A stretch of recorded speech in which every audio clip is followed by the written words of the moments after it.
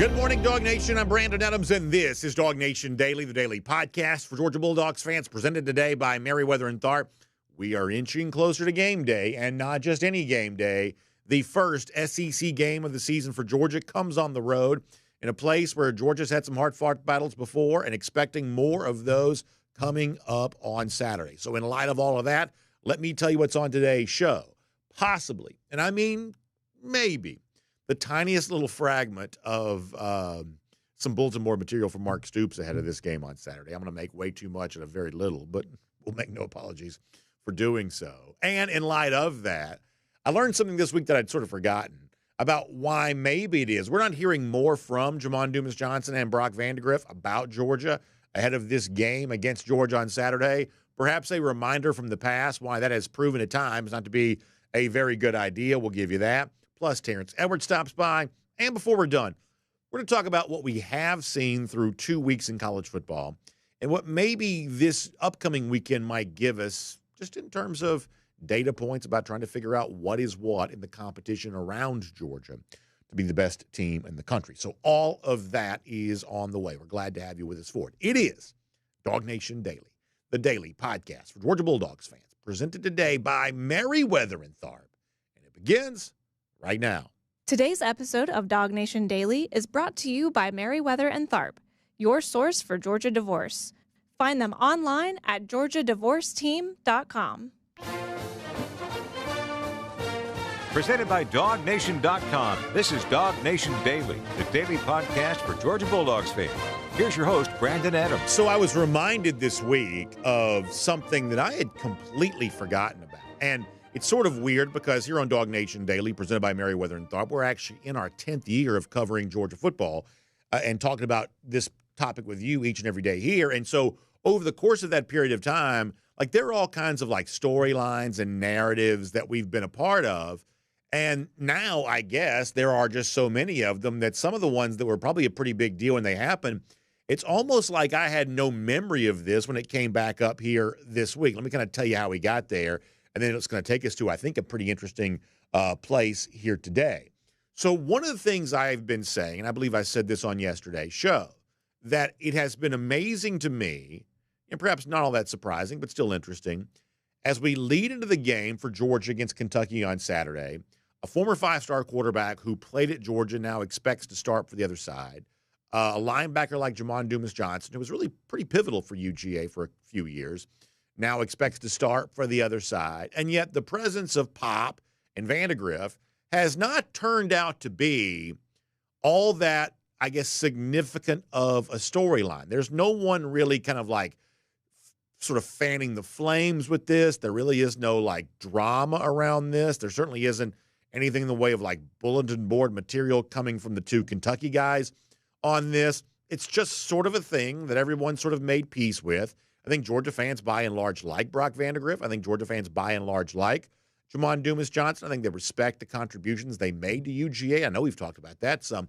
here this week. And so therefore, even though two pretty prominent figures that Georgia fans felt like they got to know pretty well are now contributing for the other side in this first SEC road game of the year for Georgia, there's just not a whole lot of drama to this necessarily. And yesterday, I was reminded of a story that I'd completely forgotten about, which perhaps explains why, at least on the Kentucky side, they want to go as far out of the way as they possibly can to make sure that they don't do anything that contributes to Georgia's level of motivation, that they don't do anything that kind of adds to the potential drama for a game like this. Because in the past, as I was reminded yesterday, this has not always worked out well for a former UGA transfer now playing against UGA. Do you remember Jonathan Abram, who left Georgia to go to Mississippi State, and then Georgia was getting ready to play Mississippi State in its SEC opener? This was a home game back in 2017.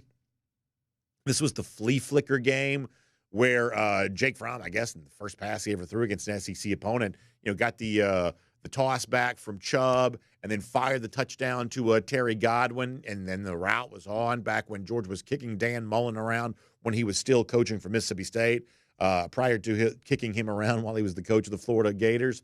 Remember all that? That was a crazy game and a very impressive performance for Georgia, fresh off having beaten Notre Dame.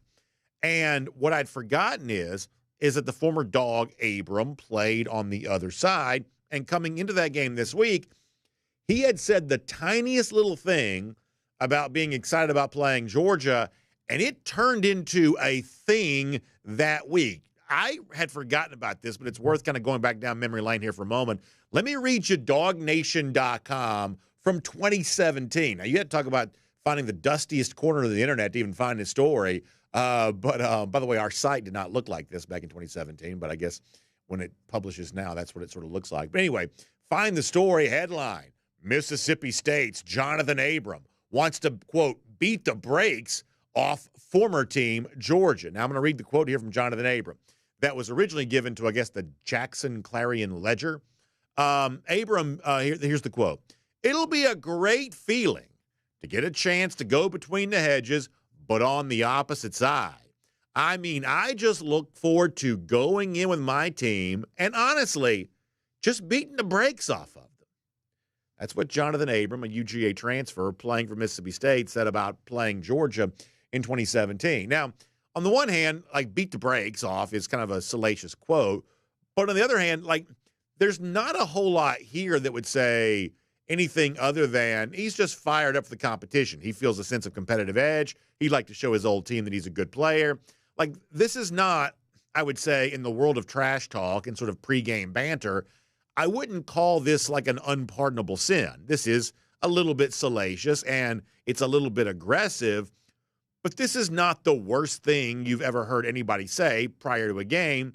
As trash talk bulletin board material goes, I'd say it's fairly benign, a little bit aggressive, the whole idea of we're going to beat the brakes off of them, but sort of fairly benign. But apparently this really bothered UGA at the time because our story from DawgNation.com from way back in 2017 reports it this way. Georgia senior linebacker Lorenzo Carter was not eager to talk about it after practice on Wednesday. He was asked if he still stays in touch with Jonathan Abram and if it's going to be odd to see him in a different jersey. Here's Lorenzo Carter, who, by the way, a lot of you remember this, and you know Carter for the Falcons now. The nicest guy in the world. To be a very good football player and a former five-star, one of the best high school players to come through the Atlanta area probably in the last, 15, 20 years, whatever. One of the nicest dudes in the entire world. Always very respectful to the media, respectful of really almost any human being in any situation. So not the kind of guy that typically gives you one-word answers. He's just he's just a classy guy. He doesn't do that kind of thing.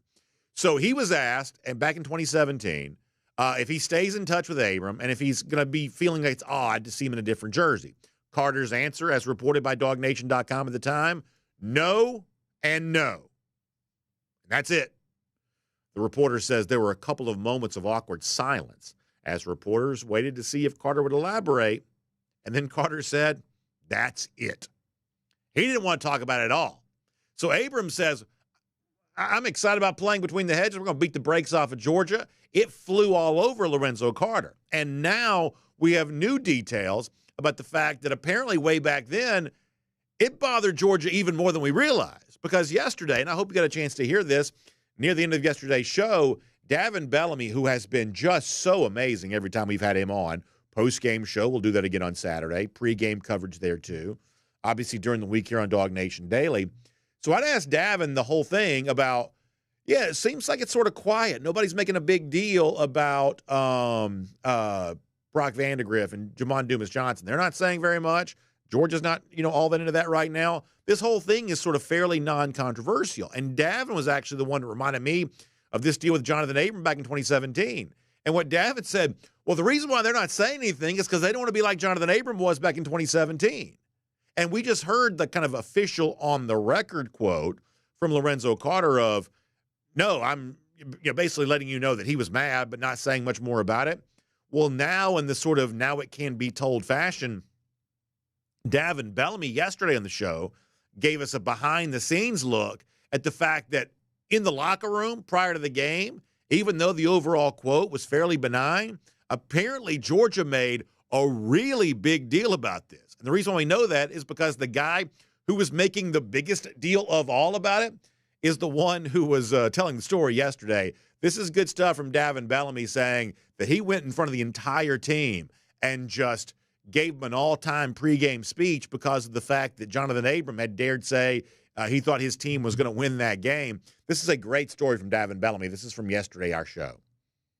When John, what's the name? I think it was John Abrams was on our team as a freshman and left to go to Mississippi State. And, he ended up making some bulletin board quotes that we were able to use, and, I definitely remember giving the speech before that game and just kind of mentioned how, this guy, he bled with us, he sweated, and he just went through everything, with us to become a Dawg. And then he goes over there, and he's over there for a couple of months and says all these things towards the media. And I just remember that getting the guys riled up. So, listen, obviously Davin's got a great personality. And so if he's doing this speech, you can kind of imagine what that sort of sounds like. He bled with us, he fought with us, and now he's over there saying he's going to beat the brakes off of us. And as Davin tells the story, apparently that's getting Georgia pretty fired up. Obviously, Georgia goes out and completely obliterates. I'm talking about beating the brakes off of. Georgia's the one that beat the brakes off of Mississippi State that day, starting with the flea flicker touchdown pass and then everything else that came after that. And so I asked Davin on the show directly yesterday, do you think that was the difference, at least the motivational edge, the extra competitive edge? Do you think your speech and the anger about the so-called, even if it's relatively benign, the so-called bulletin board material from Abram, do you think that's really what made the difference that day? And Davin said, in no uncertain terms, yes, it did, citing an example on yesterday's show. Here's Davin Bellamy once again. No doubt, no doubt. Me being a leader, you can always read the energy of the room about, you always look in your troops' eyes and see if they're ready to go to war. And, when I gave that speech, everyone was just so locked in. I just remember Sony just, staring at me. Because I think the quote had something to do with our running game. And I just remember, just using what he said to get our guys going. And just the way that they were looking at me, I kind of knew, especially, we was playing home. It was a night game. We was both 3-0 at the time. Yeah. And, it just really got them going. So I definitely think that was a big piece.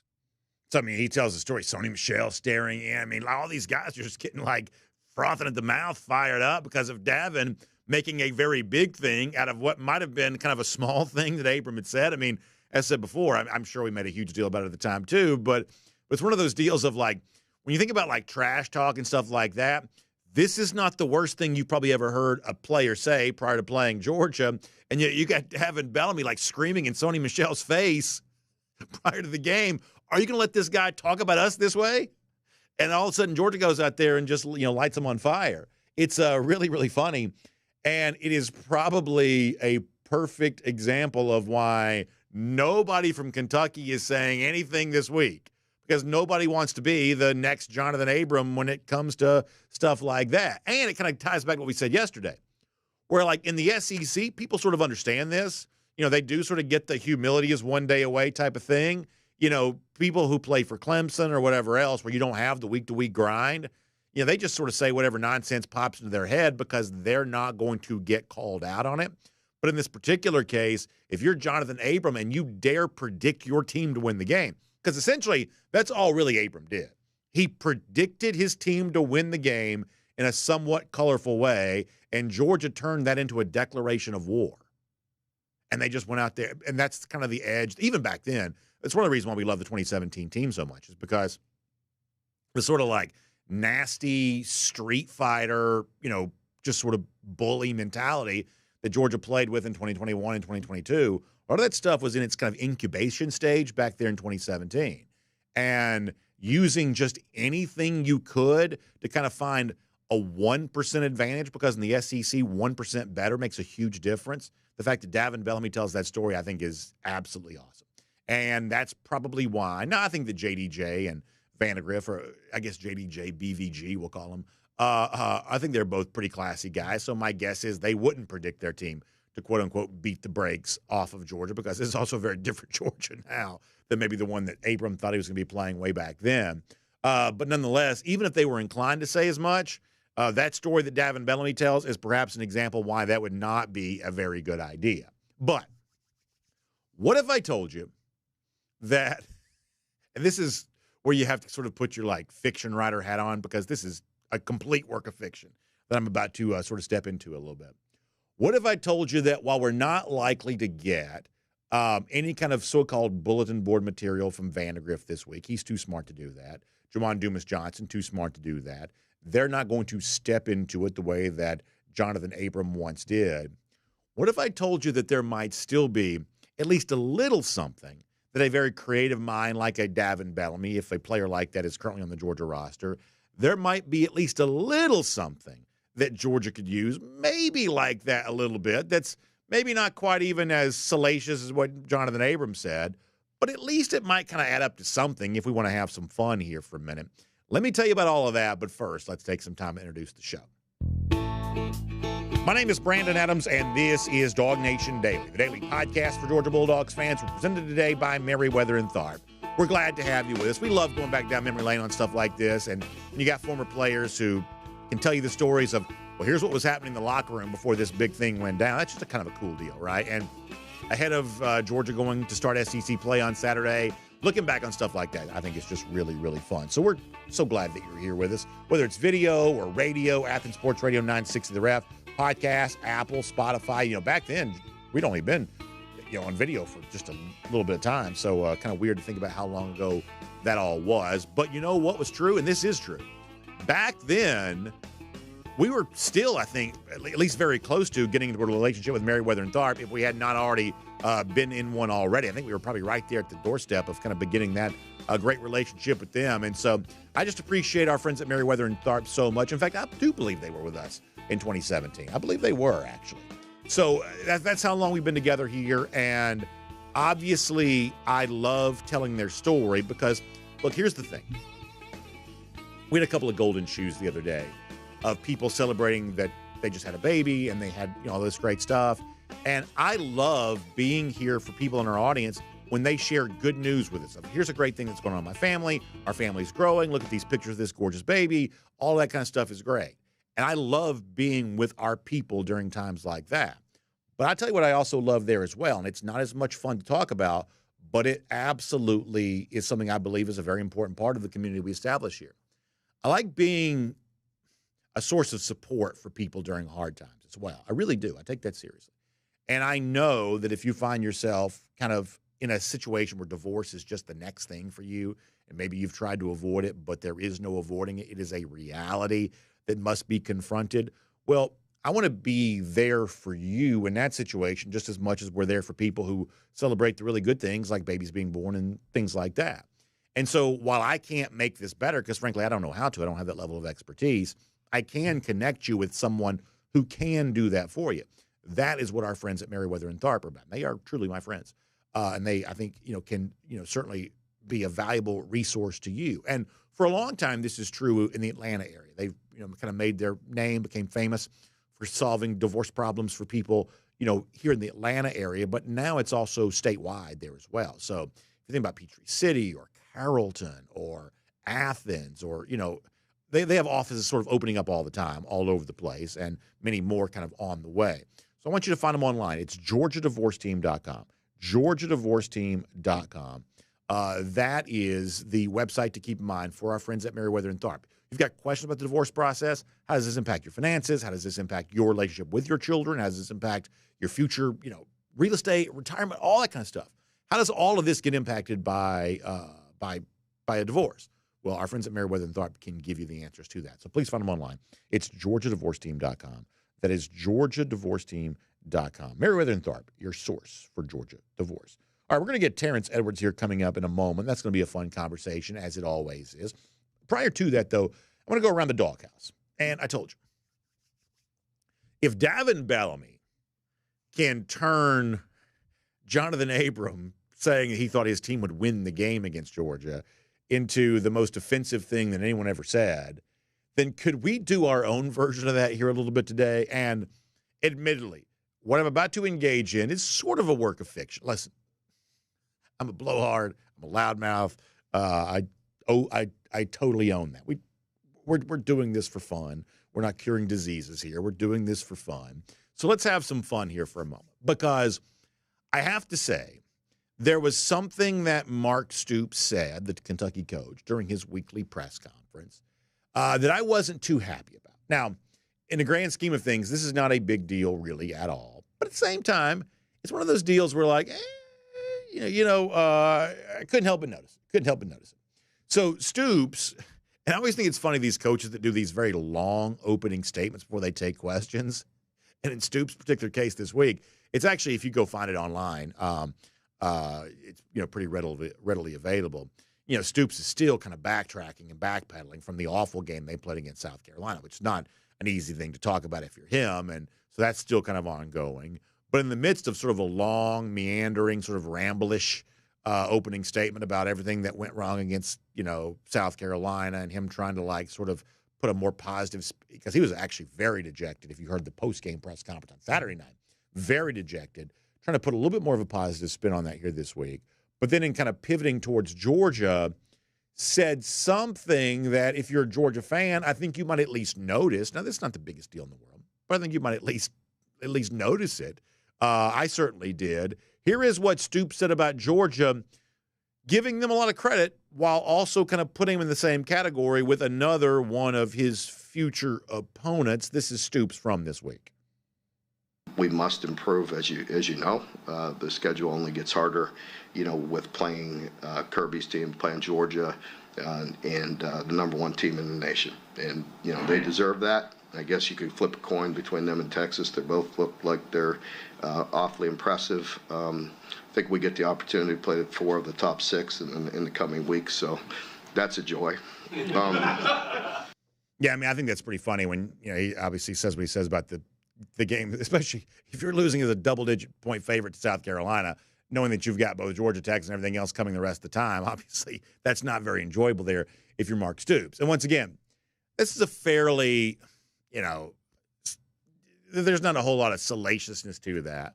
And yet, as someone who's, certainly believing that Georgia's the best team in the country right now, it is certainly noticeable to me that Stoops is like, Georgia's number one, they deserve that. And you could probably flip a coin between them and Texas. So hold on. Is Georgia number one, or are we flipping a coin between Georgia and Texas? Because this is one of those deals where, take the extra motivation, the bulletin board material out of it, because honestly, that's not probably what this is.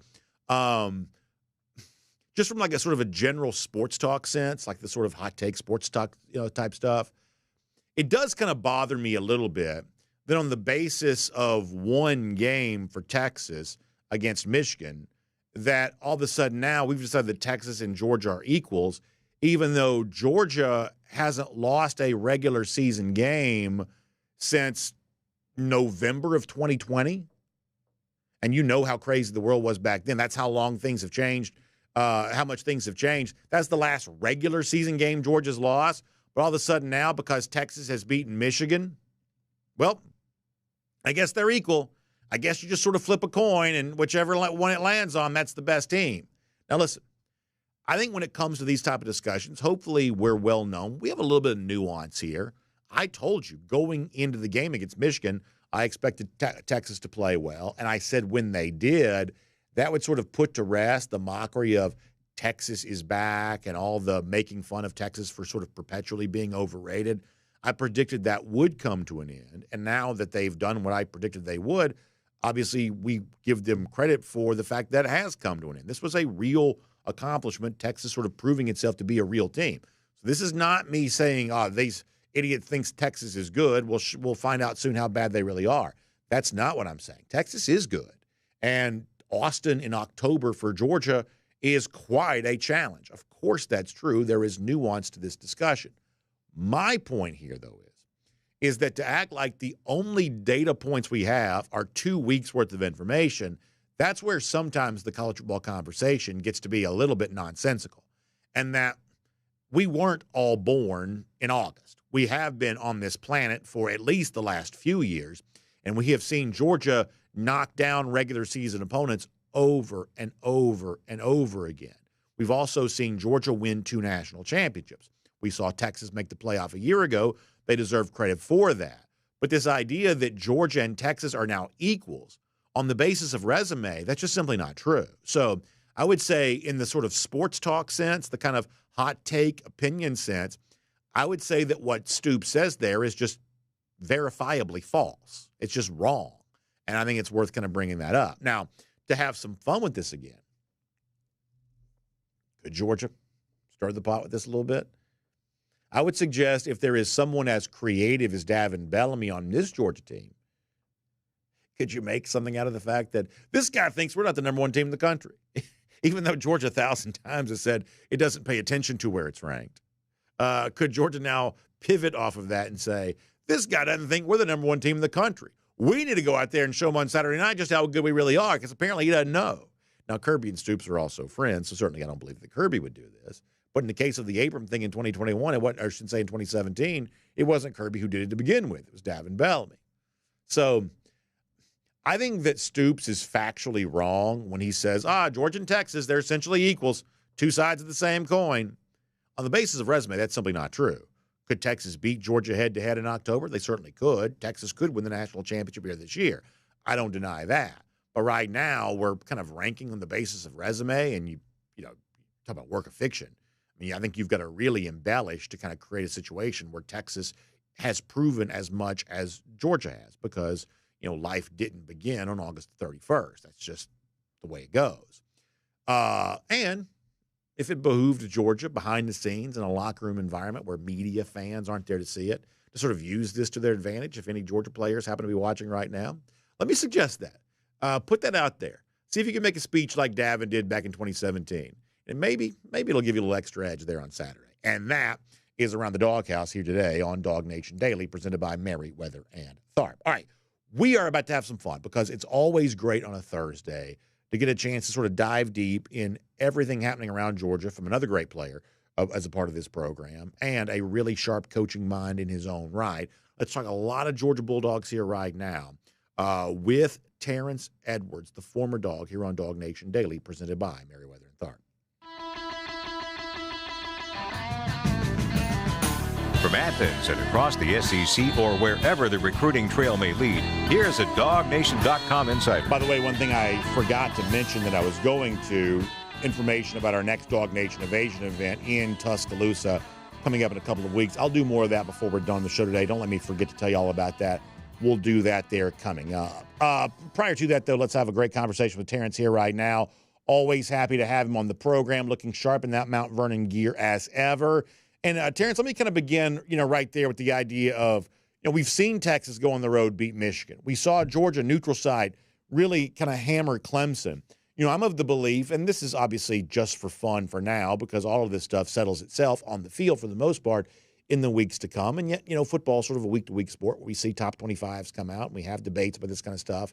I am of the belief that right now Georgia is the clear number one. Now, will they stay there? Could a Texas knock them off in the regular season and Ohio State in the playoff? Well, of course, that's possible.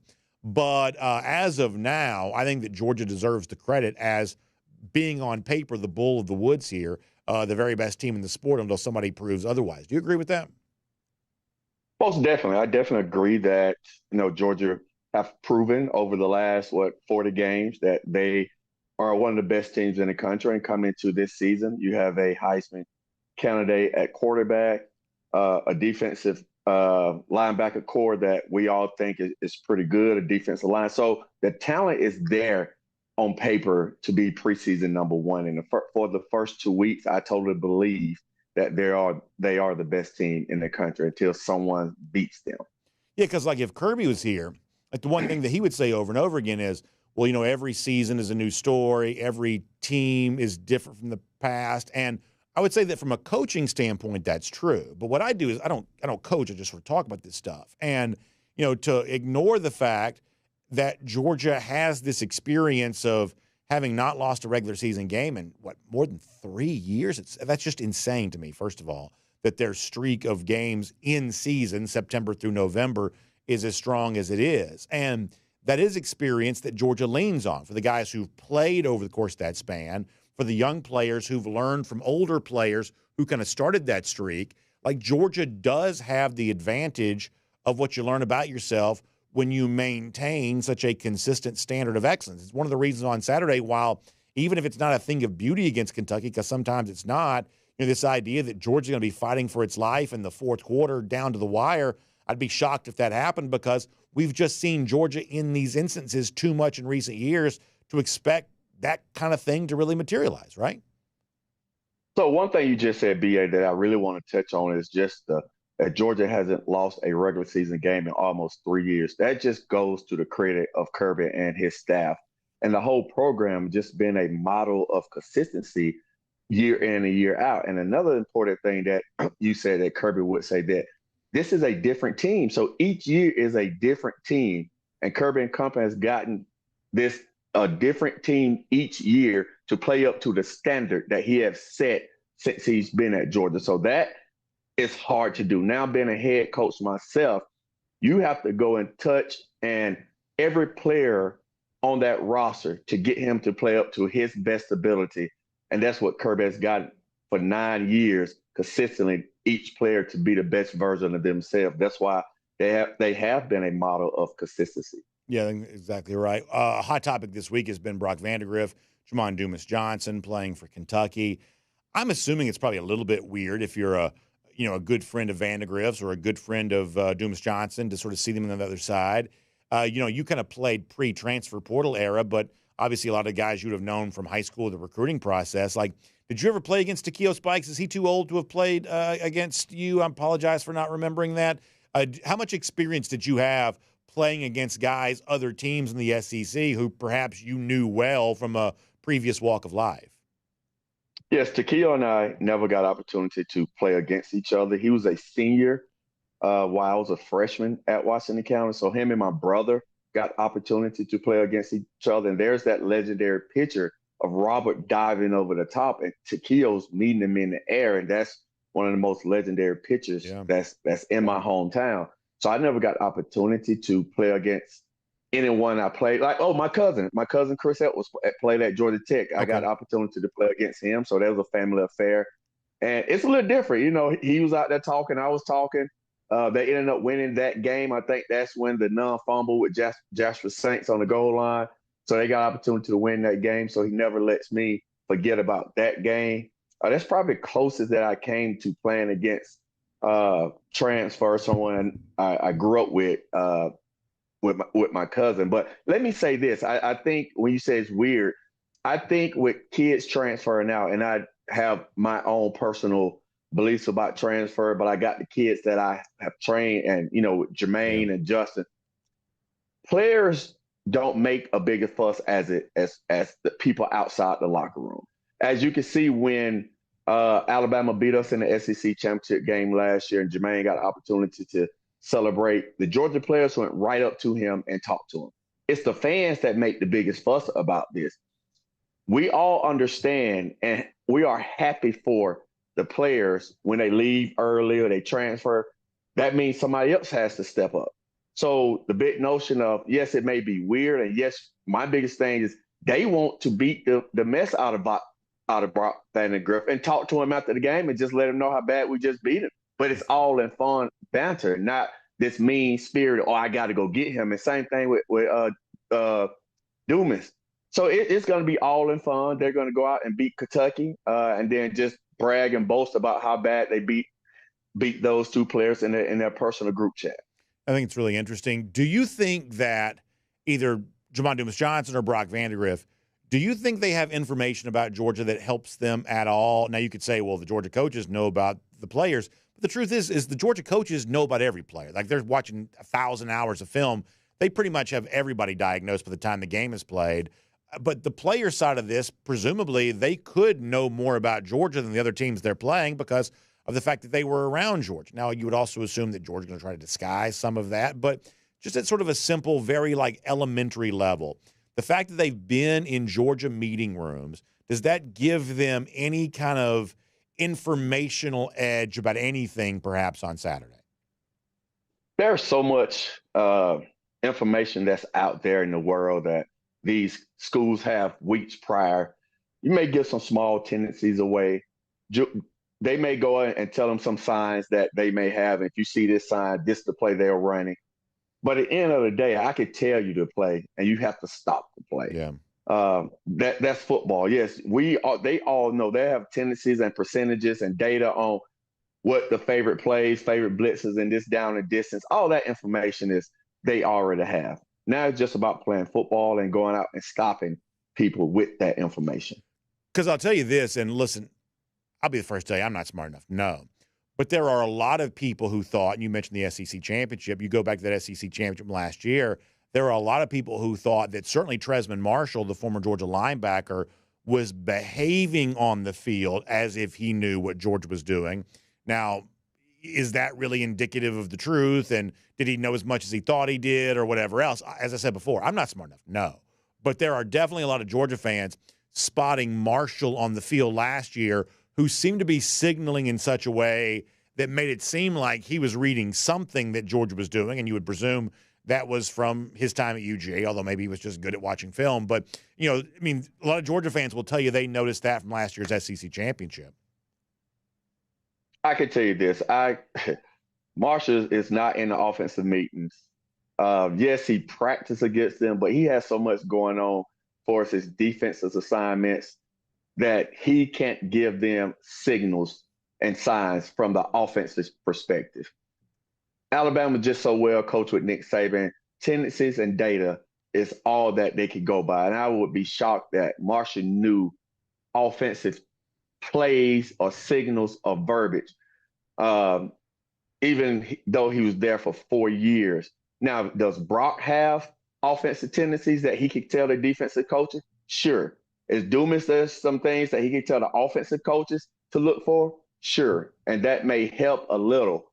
But at the end of the day, you still got to execute the game plan that puts forth against that opponent. Let me talk a little bit more about a couple of guys from Georgia here for a moment. And I think that we so far, because it's only been 2 weeks, we haven't really seen like the main playmakers truly emerge for Georgia yet. Now, we've seen a lot of guys make plays, but in terms of like what the prevailing narrative is going to be for the season, I don't know that we've fully seen that yet.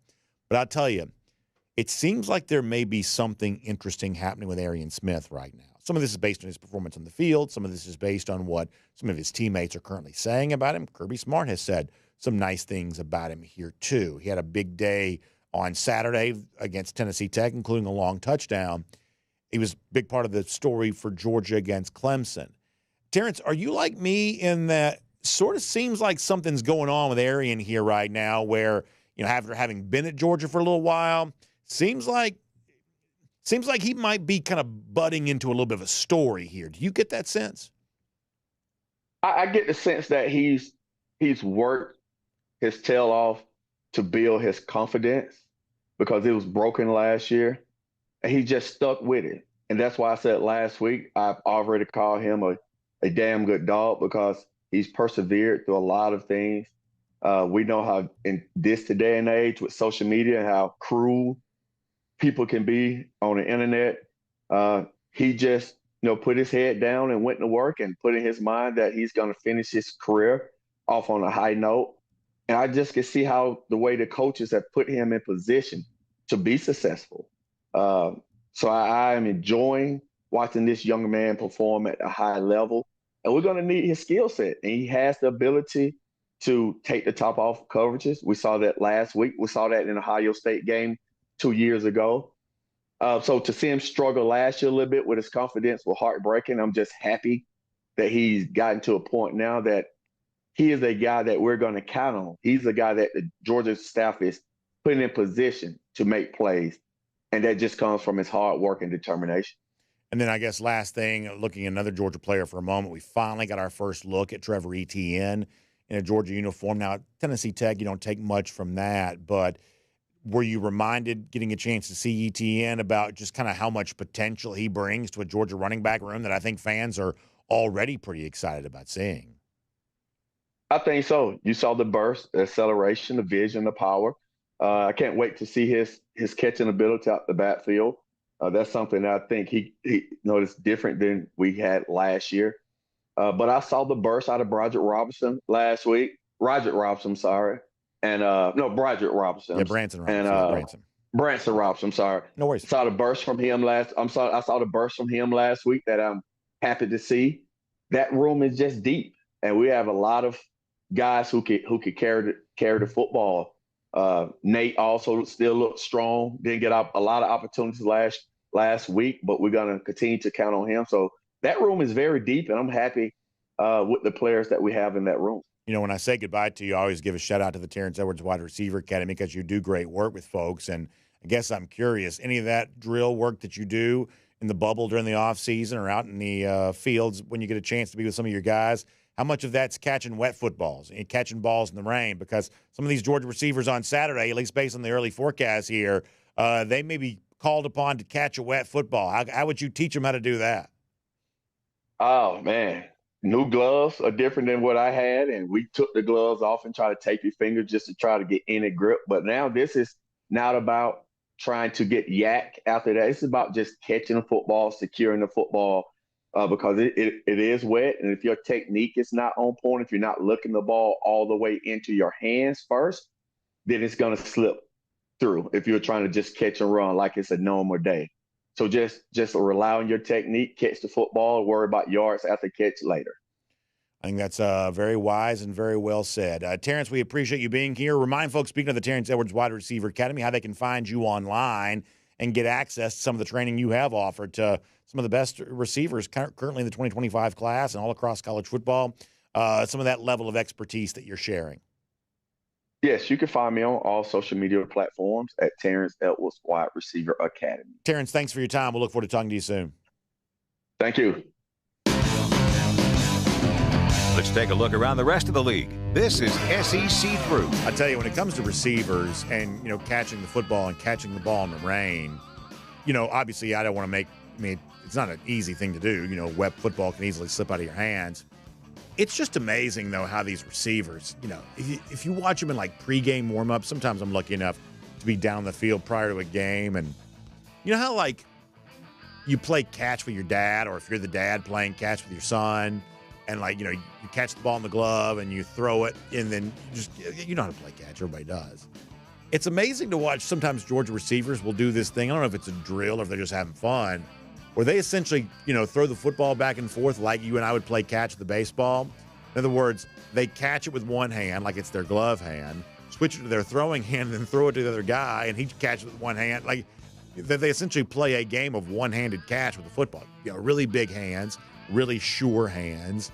And you got to imagine, even though catching a wet football is not easy, when you have that kind of strength, that kind of grip, just the overall size of the hands, when you have that kind of thing going on, well, obviously a ball slipping out of your hands when it's wet, a little bit less likely to occur, you got to imagine, than it certainly would be for me if I'm sliding around in the field like that. It's one of those things, if you get a chance, if you're in the stadium early, you watch some of the stuff that goes on. Sometimes in some of that warm-up stuff, pregame kind of warm-up stuff, sometimes you get just a really amazing glimpse at just how athletic, obviously, these players are. Now, let's get ready to go cruising around the SEC, courtesy of Royal Caribbean. I'll tell you, my son has been planting the seeds here. We've been very busy around our house. You know, a lot of people have been, but over the course of the last few months, we've just had such crazy, you know, time for our family, some of that I've told you about.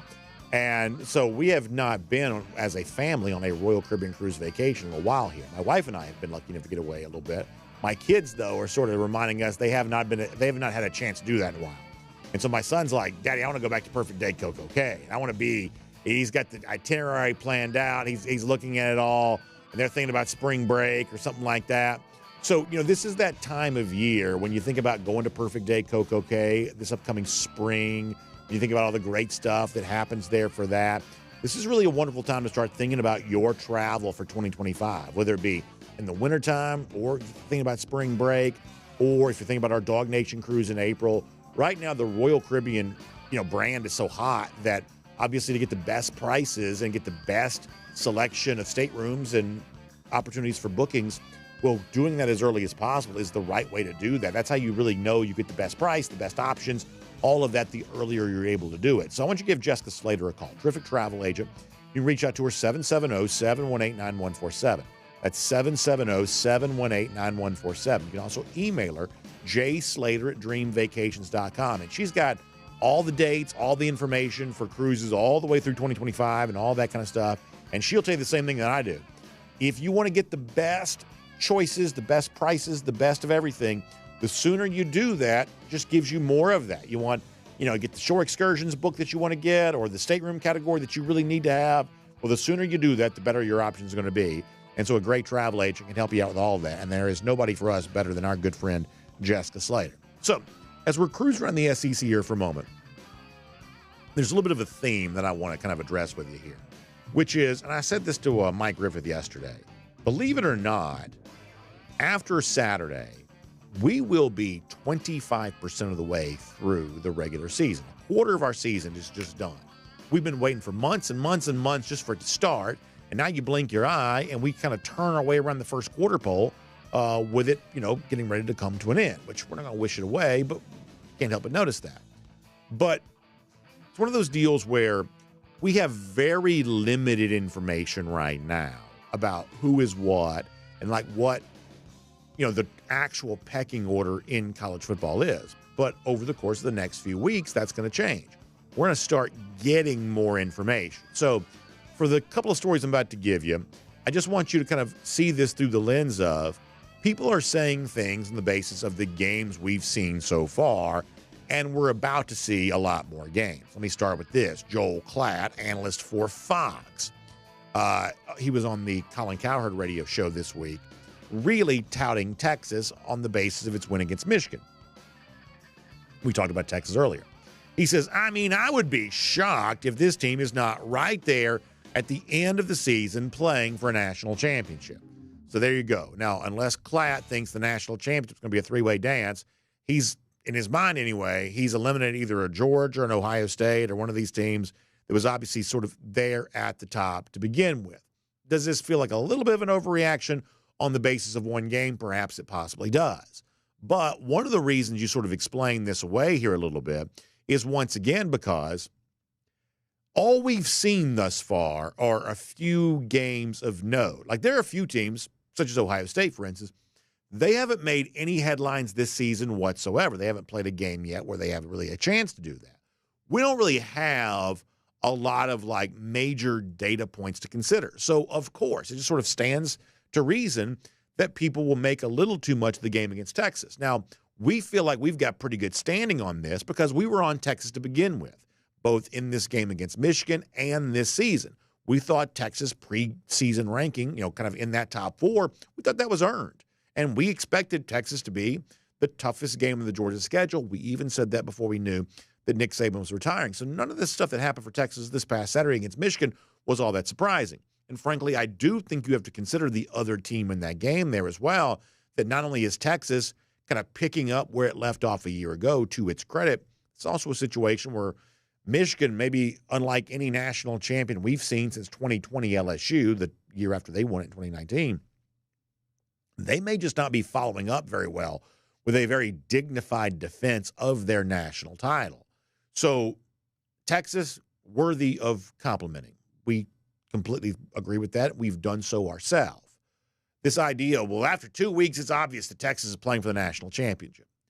Joel Klatt is smart enough to know better, and he ought to think about what he says a little bit more before he says it, because that is one of those sort of gross overreactions that you kind of only get when you're making a big deal about the small number of truly impactful games that we've seen. Maybe to a degree, the same thing going on with Rece Davis, too, the ESPN College Game Day host.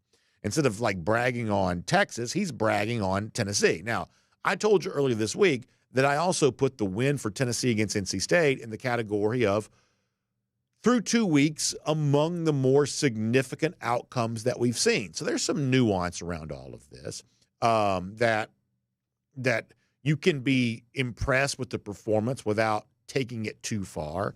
Judge for yourself if Davis does that. Here's what he says about Tennessee this week. They're rolling about a dozen dudes through the defensive front, all of whom aren't just big, wide bodies. They're rear-end kicking, trouble-making, havoc causers up front. Now, NC State's probably an average team, like NC State typically is, Rece Davis says, but they're old up front, and they got absolutely butt-kicked in Charlotte on Saturday night.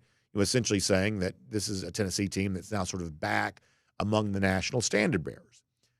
I think that Davis is on the right track here in that I do think that Tennessee beating NC State as bad as it did, I think it does send a little bit of a message here. I think there's something to be gleaned from that. And focusing on the defensive side of the ball is probably where my mind would go to. Because the truth is, I don't know that Nico played an amazing game against NC State in a dominant win. Some of that was the fact that a Tennessee defense didn't yield anything.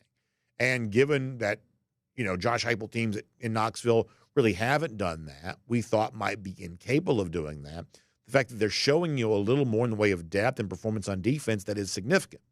But once again, to say, okay, well, they're just sort of back to being among the very best programs in college football on the basis of just this game, once again, that sort of feels like a little bit of an overreaction to what we have seen so far and the absence of other things that we really haven't seen yet in college football. So let's kind of think here for a moment about what might happen this weekend as more data sort of clouds in the picture. In fact, I'll give you more on that in a moment. Let me squeeze in one more story before I get there, though. We had a weird thing happen late last night. So last night, we got some rumblings and grumblings out of the Pac-12. And for right now, we have a very weird situation where there are essentially only two Pac-12 teams, Washington State and Oregon State. Now, interestingly enough, both those teams play their big in-state rival games this weekend. Did y'all know this? That the Civil War between Oregon and Oregon State is Saturday, and the Apple Cup between Washington and Washington State is this Saturday there as well. So for Washington and Oregon, who both went on to the Pac-12, or I should say the Big Ten, that went on to the Big Ten, left the Pac-12 in doing so, they're going to play their in-state rivalry games here this weekend. But you got Washington State and Oregon State, who still sort of represent the Pac-12. So as an entity, kind of hanging on by a thread there with two former teams still there. Last night we found out the Pac-12 has made offers to and appears to have secured movement from like the best programs in the Mountain West. This is the Boise States and the San Diego States and a couple of other teams. I'm blanking on who they were right now. But essentially the most lucrative product, partners within the Mountain West moving over to kind of form a new version of the Pac-12. Now, this is not going to be a power league necessarily, but it's also not going to be a complete non-entity either.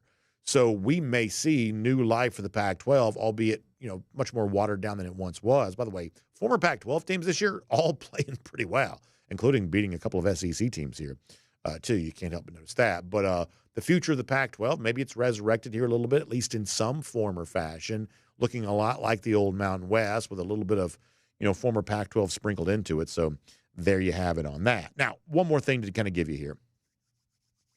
So I was just talking a couple of moments ago.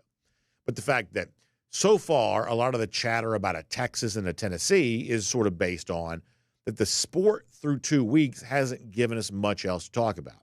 It's given us Georgia blowing out Clemson. That got a lot of attention. And Georgia got a lot of credit the week of that game.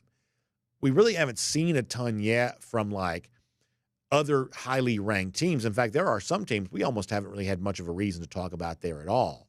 In fact, if you want to kind of really look at what has been the biggest storyline of the season, and this is partially why Texas and Tennessee have been talked about so much, is because other ranked teams have just completely disappeared. Did you know that through 2 weeks, we have 6 instances this year of a ranked team losing to an unranked team? That's essentially more than we've had in any year since whatever. It's a lot of unranked teams beating ranked teams through 2 weeks. There's also a guy named Brad Powers, who's a big gambling expert. I'll cite this for you Friday on our Go With The Flow presented by R.S. Andrews. If all you were doing was taking underdogs and betting so far this year, if you just simply bet every underdog in every game thus far this year, you'd be profitable on the season. Underdogs outpacing favorites here right now. So the byproduct of that is some of the teams that you might think would be generating some conversation. Have you heard word one, for instance, about Oregon yet this year? Have you heard anything about Oregon yet this year? You probably haven't, right? Oregon barely beat Boise State. They barely beat Idaho week 1. That's a preseason top 4 team, but you haven't heard anything about them thus far this year. So you kind of wonder, in this sort of week 3 coming up, are there any favorites about to sort of step to the forefront and cover big numbers and create a conversation around them that's at least a little bit reminiscent of the conversation that Texas and Tennessee generated after last week? I'd keep my eye on Oregon here a little bit.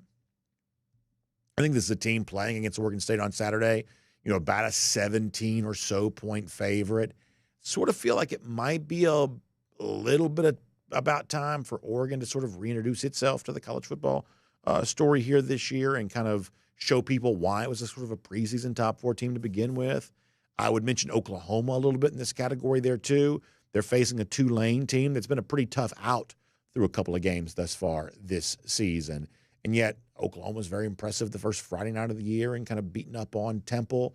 We think that they have a chance to be one of the noisier teams in the SEC here this year, a pretty tough opponent themselves.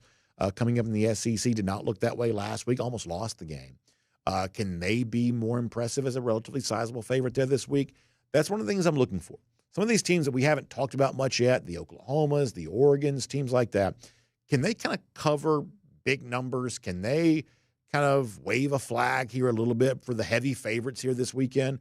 Or is it going to be another situation where underdogs kind of dominate? Because that's sort of been the deal here a little bit through the first couple of weeks of the season. And we'll make that cruising around the SEC courtesy of Royal Caribbean. Now, of course, tomorrow we'll have plenty more on all the other big games, including Alabama traveling to Madison to take on Wisconsin. And speaking of the Alabama Crimson Tide, Georgia travels there in a couple of weeks. It's our DawgNation invasion. And, man, we cannot wait for all of this with you. What a time that's going to be. Our invitation to you is to be a part of it as we get ready to take on Tuscaloosa and cover that place with the real red, not that crimson stuff, but the actual beautiful version of red that we're all about here at DawgNation. And we want you to be a part of it. And if you're one of the first 150 people to sign up, you secure a DawgNation Invasion t-shirt for the event. Brand new t-shirt, completely fresh for this event. You get a chance to get that. We also have some limited travel packages still available if you want hotel stay in Hoover, which is just a short drive from Tuscaloosa before the game. For both Friday night and Saturday night, we'll give you that there. That's limited, though. That we don't have a lot of those left. And, of course, transportation from the hotel to the side of the tailgate and then back to Hoover for the night stay. And, of course, the big Friday night party there as well. All of this going down courtesy of our friends at Atlanta Sports Trips. We're partnering with them this year for our DawgNation Invasions, and they got you on all of that. So to get your T-shirt, to get your tailgate tickets, and by the way, if you don't need the travel package, if you've already got your hotel or if it's close enough that you can just drive, if you just want the tailgate tickets, then or the Friday night pre-party tickets, our friends at Atlanta Sports Trips can kind of take care of just that for you if you want that. But if you want the full-on travel package, obviously space is limited on that. So act now on that while you still can. So go to DawgNation.com/tailgate for more on that. It's DawgNation.com/tailgate for more on that. And we'll see you as a part of DawgNation Invasion. Also, let me give you one more shout out before we get ready to say goodbye to you here today. How about our friends at the Finish Long Drink? And tomorrow we'll do a long finish, wrapping up the week and getting ready for a great weekend. But when it comes time to enjoy stuff, whether it be outside for a tailgate or just friends hanging out on the back porch, the weather was really nice last night. I always love to kind of walk through my neighborhood at night. I'll, kind of go into the gym or whatever and just kind of walk through the neighborhood. You'll see people sitting on the back patio. Saw a couple of outdoor fires going last night. People just sort of enjoying a more pleasant time of year that we're kind of moving into. And that means the Finish Long Drink is flowing there as well. So if you haven't tried the Finish Long Drink yet, or if you haven't had some in a while, go ahead and get stocked up for a really fun weekend. Long Drink Cranberry, Long Drink Strong, that's 8.5% alcohol by volume. Long Drink Zero, that's no carbs, no sugar. The traditional in the blue can with the grapefruit flavor, the gin kick, or one of the special for a limited time varieties like the Long Drink Pineapple or the Long Drink Peach flavored version. Try some today. Go online to thelongdrink.com for more on that. That's thelongdrink.com. Let me remind you, later on this evening, DawgNation Video Channel, 7 p.m. start time for the latest edition of DawgNation at Large. Connor Riley, Kaylee Manziel.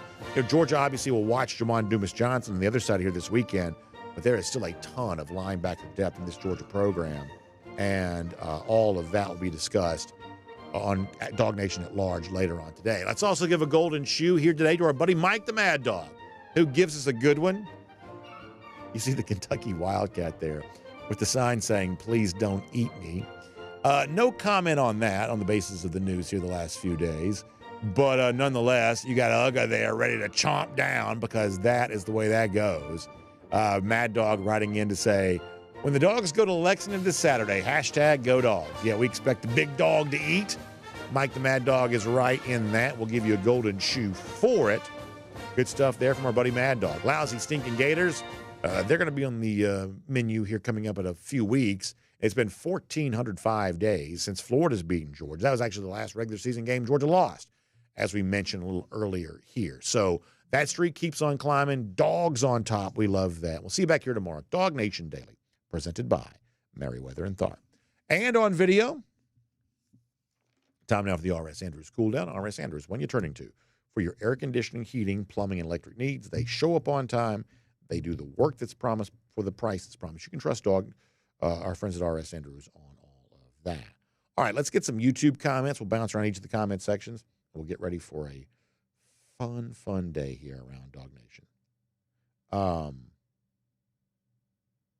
RKD talking about Alabama, saying that no matter how bad Alabama has looked, they'll get up for Georgia. Look, there's no doubt there is extra energy around the game because of the opponent. That's certainly true. Georgia fans are hungry for a win against Alabama, another one of those. Even if it isn't Nick Saban and it is Kalen DeBoer who's the head coach, we're not going to sugarcoat that too much. Of course, that's the case. I do believe this is perhaps a different version of Alabama, but at the same time, if this is destined to be a big Georgia win, a satisfying game for Georgia fans, if that's what this is destined to be, then I think some people are content to say, let's just let this play out and then we'll talk about it after it happens, which I understand. JT already looking ahead there as well, saying we're going to have a game plan for Milroe defensively. Our biggest question is how does our offense play calling come together under pressure? Yeah, I mean, look, in the game against Alabama in December, two things happened. Georgia probably wasn't aggressive enough offensively. We thought the Alabama defensive line was a real force that day, to their credit. And Georgia, as I've said before, is probably too deferential to Jalen Milroe. Like the double spy thing, I think just made Georgia a fairly toothless defense overall and prevented the kind of negative plays that could have given Georgia a real chance. I think that's true. Michigan, to its credit, either because of a better scheme or a better game plan, just played far better. They were much more aggressive in getting after Jalen Milroe. They won, Georgia lost, and to me, it's as simple as that. Scott Pete says, never overlook anyone, Northern Illinois, Appalachian State, etc. Yeah, so Northern Illinois wins the other day as a 28-point underdog. That's probably the point spread-wise the biggest underdog margin we'll see all year long.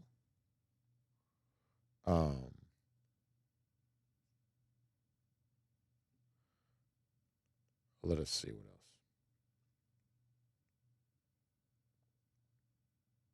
Paul Moon also checks in today to say Bama gives us their A game every time. We typically have our B-plus game at best. Until we get over that, I'll always worry about Bama. Yeah, I mean, some of that I think for Georgia can also be explained by, Georgia in the Nick Saban era, it just clearly took a different kind of performance to beat Bama than it takes to beat everybody else. Georgia, for the most part, overwhelms you, and they kind of beat you before the game begins because they practice better than you do. They have more depth than you have. They're committed to physicality more so than you are. And so, therefore, it's one of those deals where if you're the opposing coach, you sort of look across the field before the game begins and you just sort of kind of know. In a game for Georgia against the previous version of Alabama, well, obviously, all of that stuff was going to be equaled by what Alabama was doing, which I do think magnifies the coaching decisions that are made in game. And you can point to a couple of things in the national championship game in Indianapolis where Kirby Smart pushed the right buttons. And Georgia probably doesn't win without Kirby pushing those buttons. And you can probably point to some examples where, hey, maybe didn't quite have the best overall strategy or maybe just got bested by Nick Saban's strategy. Perhaps that's the case. I also think that some Georgia fans could probably do well to reframe some of the stuff around Georgia, Alabama. But there may be more than one way to think about the issues that Georgia seemed to have against Alabama. Just hear me on this for a moment. Let's look at all the games for Kirby against Saban in his era as Georgia head coach. Let's start with the 2017 national championship game. Y'all, that's Kirby's second season ever as a head coach. Think about where Alabama was thought to be at the beginning of the season and where Georgia was thought to be at the beginning of that season. By the end of the year, Alabama is one play better than Georgia, that's not an example of Georgia failing. That's a tremendous success. A tremendous success. That over the course of 2 seasons on the job, Kirby had taken Georgia from a team that was not at Alabama's level to a team that was playing Alabama essentially flat-footed even for 60 minutes. And you make a big deal about, well, Georgia had the lead in the first half, and then Alabama came back in the second half. I don't know that that's as significant of a piece of information as people sometimes make it out to be. I just don't know that. And in 2018, okay, well, that's another example where it appeared that Georgia let the lead slip away, and it hurts Georgia fans to this day. And I'll still say that maybe the most painful game of the Kirby Smart era for me may have been that 2018 SEC championship, because it was the year after what had happened, obviously the one I just described. But still important to note this. Georgia came into that game as a pretty significant underdog. That Alabama, people forget this because they didn't win the national championship. Alabama was treated for most of that regular season as a historic team, as the best team Saban had. They're scoring 50 points a game or 40-something points a game. They were still very good defensively. That was a team that was thought to be unbeatable for a while. And Georgia almost beat them that day. Georgia actually covered the spread against Alabama in that game. Now, I'm not telling you that should matter to you. What I am telling you is that by perception, Georgia actually played better that day than experts thought they were going to. And so then you fast forward ahead to 2020, not a good game for Georgia in Tuscaloosa, but that was also a weird pandemic year where teams weren't really practicing. No one was playing very good defense. The defensive breakdowns that Georgia had, in that game were, I think, pretty consistent with what was happening around a lot of college football there for that particular season. Georgia wasn't as solid yet at the quarterback position.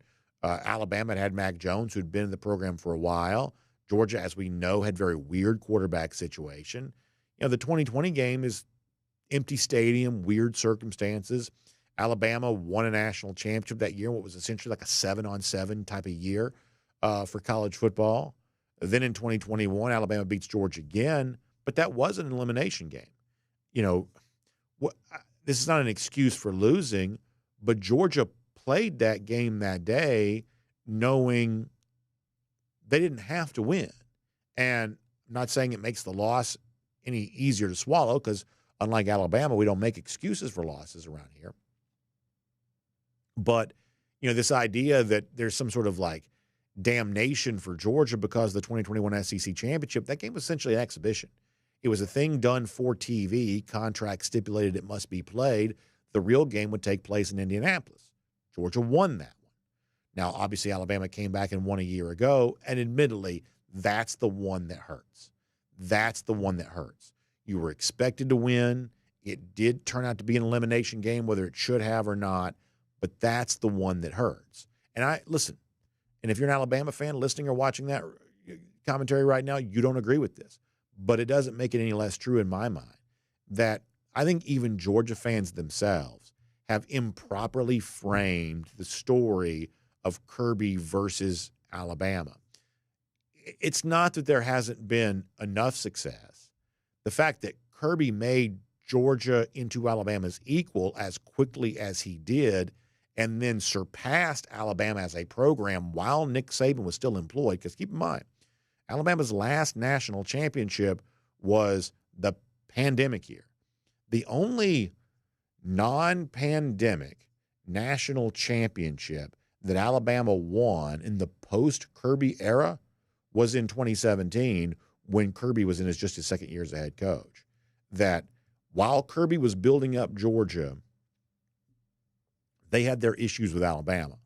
But you're absolutely not paying attention if you don't notice the fact that in a post-Kirby era for Alabama, they had their issues too.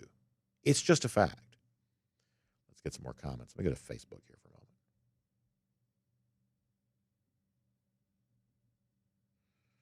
Graham Jones says we need a dominant beat down on Saturday and more importantly, need to stay healthy. I know a lot of Georgia fans probably agree with you on that, Graham. I would say that the desire for number 2 probably exceeds the desire for number 1.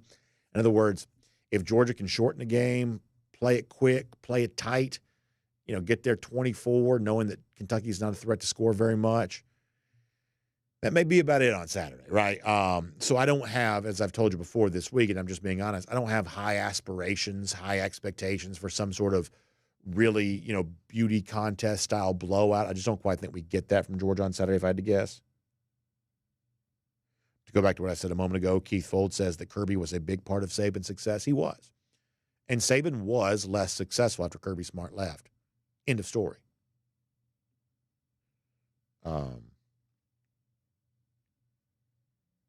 Jeff Ingram says, come on out to Arizona and walk around at dusk. There's plenty of outdoor fire in the air. Jeff, I'd love to do that. I've actually never been to Arizona. Hopefully one of these days, Georgia playing the Fiesta Bowl, I'll get a chance to. My wife, years ago, she used to, kind of work in sort of a professional environment. She had to travel to Arizona for work one time. And she said it was really cool because the desert does get kind of cool at night. You think about it being very hot in Arizona, but the desert gets cool at night. And a lot of outdoor fires, a lot of things like that, kind of really just kind of cool. Arizona's a cool state. Good people in Arizona and a very good state. So, Jeff, I'd love to do that at some point in time. Sebastian Clark says, why would you play a game and go into it thinking you don't have to win to get in? Why wouldn't you just want to get a team out of the way and letting them get in? I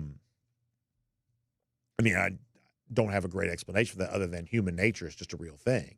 Like, why don't I exercise every day and eat nothing but vegetables, even though I know that's what's good for me and potentially could give me a chance to live longer? Because sometimes my human nature takes over. Humans are not logical creatures. Humans are emotional creatures. We make decisions emotionally and then we justify them logically. That's just how human behavior is. You can study that in your own life. You can see that in other lives there too. That is a provable fact. And so while logically you can say, well, if Georgia had beaten Alabama that day, they could have knocked them out of the playoff. And that would have just solved that problem right away.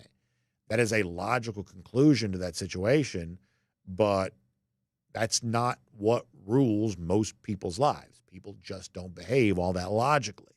But they are guided by emotion, and there's no doubt a different level of emotion for Georgia in the rematch in Indianapolis than there was in the game there in Atlanta. That doesn't excuse the loss. I'm not saying that. But the real game took place in Indianapolis for the real national championship. Bill Sanders says the National Weather Service has issued a tornado watch for portions of southern and west Georgia, northern Florida, and eastern Alabama. So please, everybody stay safe. Keep your eyes on that. Obviously, our prayers out for everybody there on that. Scotty Barnes and David Wayne Carroll on the subject of coffee tasting better on a rainy day. 100% that's true. It's amazing. Like, coffee is just one of those things that really works. And I know over the course of time, people try to do this thing to make, somehow coffee bad for you. I've never seen any evidence that coffee was anything other than good for you. It is certainly incredible to enjoy. During the week in the morning, I don't get to do that very much because I'm always running out the door pretty quick. So my coffee is typically kind of consumed on the go. But if you do have one of these deals where you're at home, a little rain's coming down, you're kind of sipping on that coffee, that's one of the great experiences life can give you. It's one of the great experiences life can give you. It's kind of funny. This is not an ad. I'm just being honest here for a moment. This is not an ad.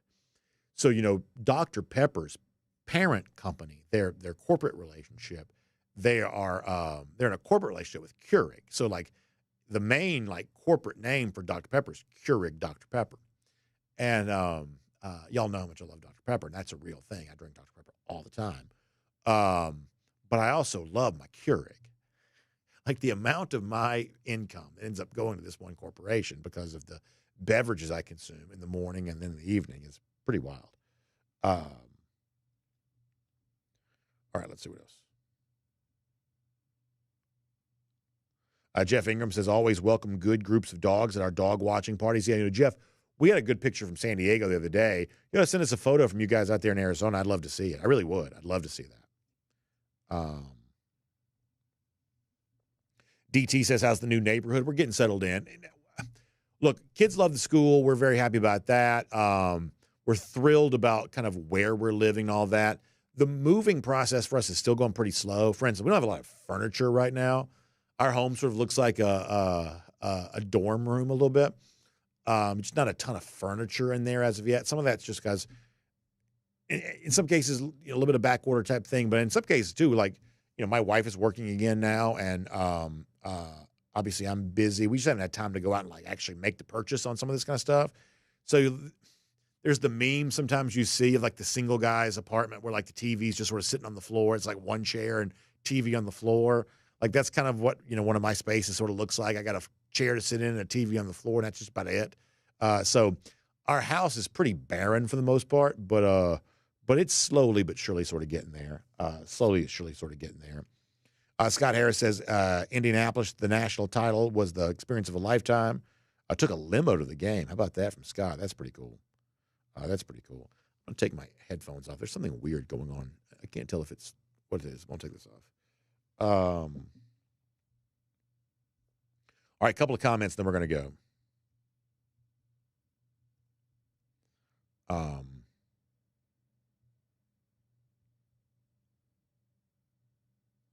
Scott Harris says, does the winner of the Oregon State-Washington State game get to claim themselves Pac-12 champions? I think at one point in time they were thinking they were going to, and they were going to hope to get a playoff berth out of that.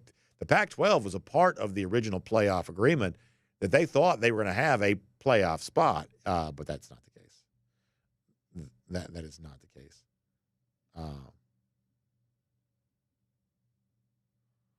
Let's see what else.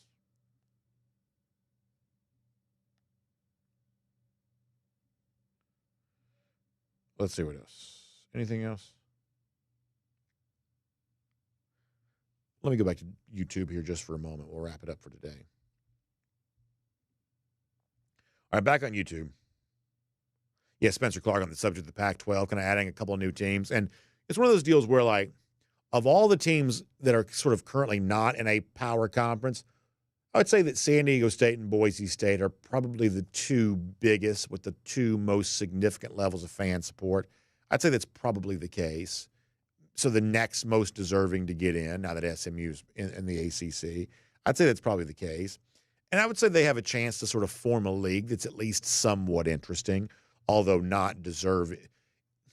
It's like, have you ever heard the thing about baseball where, like, if a guy's not quite a major league player, but he's sort of better than everybody in the minor leagues, they sort of call him a 4A player? In other words, he's not a AAA player, but he's also not a major league. You're either sort of a quad A or a 4A player. That's kind of what the new Pac-12 might be. It might be a little bit better than the current group of 5 leagues that exist, but not in a Power 4, conversation either. Matt Presley says, will the defensive line be at full strength this week? So the injury report did come out yesterday, the availability report. I guess fewer names overall than maybe I would have expected. I still think, though, when you look at what is on there, obviously, Mikael Williams thought to be doubtful, so you'll scratch him off. And then, guys like Brinson, McLeod, certainly Jordan Hall. Jordan Hall, we assume he's not playing. I would, if I had to guess, I'd say Brinson and McLeod don't play either, although I believe Connor this week reported that he thought that Brinson might play. So one way or another, it's not a full-strength defensive line. Now, how much not full strength is it, I guess remains to be seen, but not full strength there on that. Although, I guess probably should have mentioned this. It was at least somewhat interesting that Oscar Delp and Nate Frazier were not on there. We need to make sure we mention that tomorrow. That was at least somewhat interesting.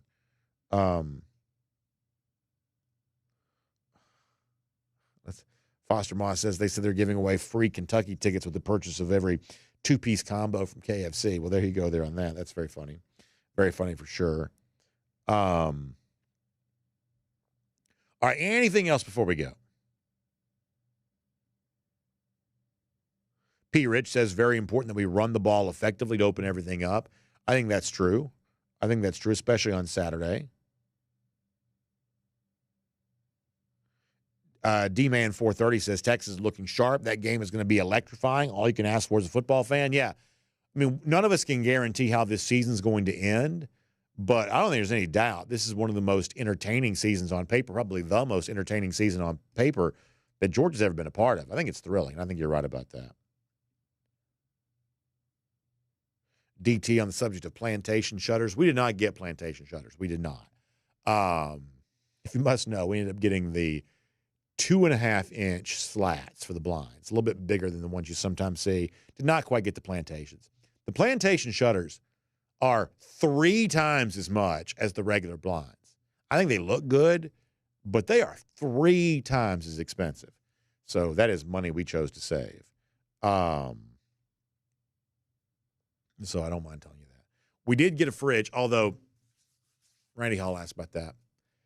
My wife, and she's the nicest person in the world, I thought that she was going to commit a felony against a phone worker, like a operator for one of the big box retailers, name I will not mention. We have had them come out to our house 6 times on this refrigerator. 6 times. For all kinds of little things. It's still not right. It hadn't been 6 times. It's been 4 times, though. It has been 4 times. They've been out 4 times on this refrigerator. Still not right. They're coming again, I think, this weekend. So the buying of the refrigerator has turned out to be a process. It shouldn't be this hard. Heaven help me. It should not be this hard. All right. P. Williams asking about the travel roster. So Georgia does not release an official travel roster. Connor Riley's got a piece up at DawgNation.com. If he doesn't have it now, he will have it up, where he predicts the travel roster. And some of this is fairly predictable based on, like previous track record. It is 74 now. And what will happen on Saturday, and Connor's good at this, so we'll have our pregame blog up at DawgNation.com, and Connor will publish the travel roster there. And y'all, I'm not good at this because I'm not good at small details. When you look at the team during warmups and you try to literally take roll and figure out who's here and how many you got and did you get them all, Georgia doesn't always bring 70, believe it or not. 70 would seem to be kind of a reduced number, obviously, compared to the full scholarships. At times, they've, I think, brought 68 or 69. They don't always bring 70. So Connor does have his story up at DawgNation.com right now. And it used to be 70. Now it's 74.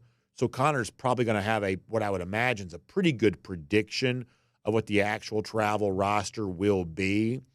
And some of this is pretty tedious because it kind of gets down to, does Georgia bring 2 long snappers? Does Georgia bring, in case somebody gets hurt? Does Georgia bring, at the very end of it, it gets to be pretty tedious. At times, they have brought injured players who couldn't play. They brought George Pickens to Auburn in 2020. Was that 2021? Yeah, it would have been 21. They brought Pickens to Auburn in 21. They brought I'm blanking now on some of these, but every now and then Georgia will put an injured player on their travel roster just for the purpose of being there. Oftentimes you travel quarterbacks just so they can learn from the experience. So you can use the sort of previous travel rosters for a fairly well-established template for what this is going to be. Connor is much better at me at predicting this. I'm not good at taking roll the day before a game because you can always confirm when you did see someone, but sometimes you can't fully confirm when you didn't see someone. Were they just not out there? Did I just miss them? Not always the easiest thing to do, but Connor will get it right. And so he's got the prediction up at DawgNation.com right now, and he'll have the full travel roster on Saturday. Georgia won't release it, but Connor will get it because he's usually pretty good at that. All right, so y'all check out RS Andrews online, rsandrews.com, for your air conditioning, heating, plumbing, and electric needs. Plumbing issues, if you have an emergency, let's say your water heater goes out. Well, in many cases, RS Andrews can replace that for you the same day. So please, find them online at rsandrews.com. Back tomorrow, big Friday show for us, rolling into the weekend, and a trip to Lexington on deck. We will talk to you then, everybody. DawgNation Daily, presented by Merriweather and Tharp. See you soon.